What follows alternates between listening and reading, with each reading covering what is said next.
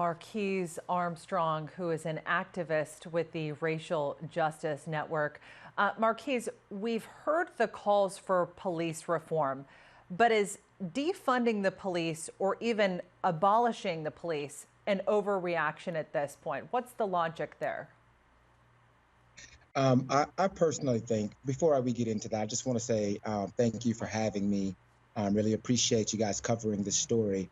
I really do think that right now it's a knee-jerk reaction. I also believe that it's political posturing as well.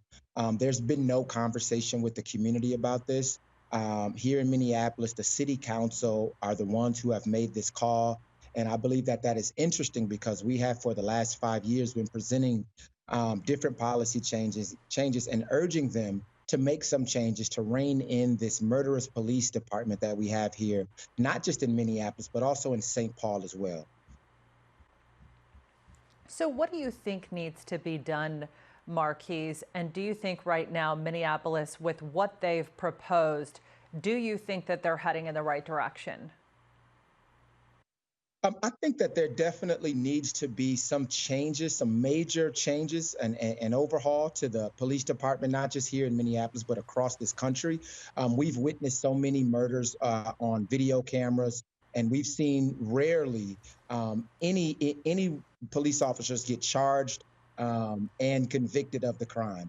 There's only one officer here in the state of Minnesota, in the city of Minneapolis, who was actually charged and then convicted, and that's Officer Noor when he killed Justine DeMond, who's a white woman from an affluent neighborhood here in Minneapolis. So we definitely need to do something.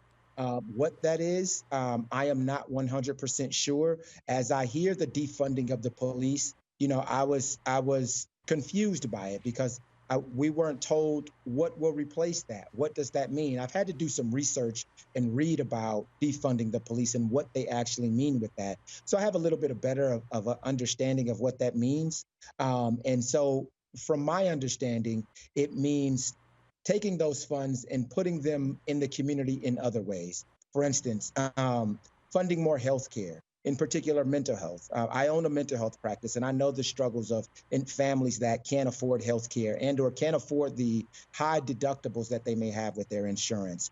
Funding other after-school programs and other community programs to solve some of the social problems that exist, why police end up having to get called because of all of the racial disparities that exist here in the Twin Cities. And in terms of the optics of all of this, Marques, we've seen some police taking a knee in solidarity with protesters. Your reaction to that? I'm disgusted by it.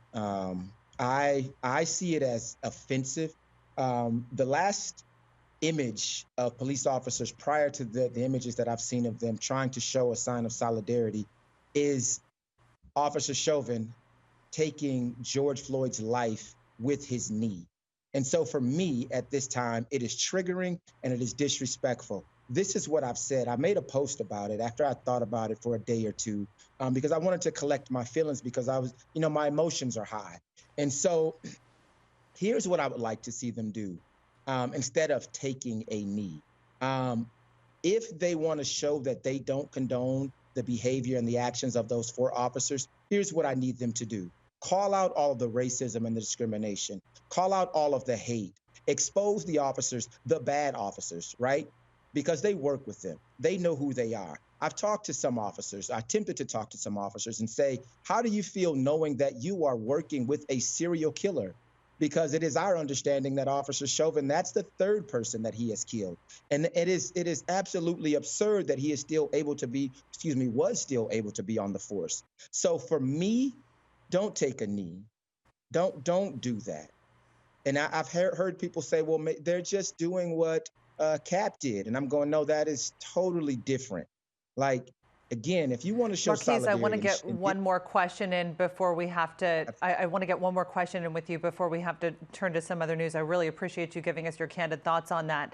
The officer that you were talking about, Derek Chauvin, who had his knee on Floyd's neck, had his first court appearance today via video link. His bail was actually upped and set to over $1 million. How's the community there reacting to that first procedural hearing and the news that they did, in fact, increase the bail? I mean, it was promising that the bail was increased. I wish that there was no bail. There are many people in our community who have been charged with lesser crimes, and either they have no bail or sometimes the bail is even higher than that. And so what we want to see is officers get treated just like civilians because they are civilians. Their job does not give them any more access to the services and any special treatment. And so although it is promising that the bail was raised, it is promising that the charges were actually increased from third degree to second degree. We appreciate those things. But again, I don't think he needs a bail at all. Marques Armstrong with the Racial Justice Network. We really appreciate you being with us. Thanks for that.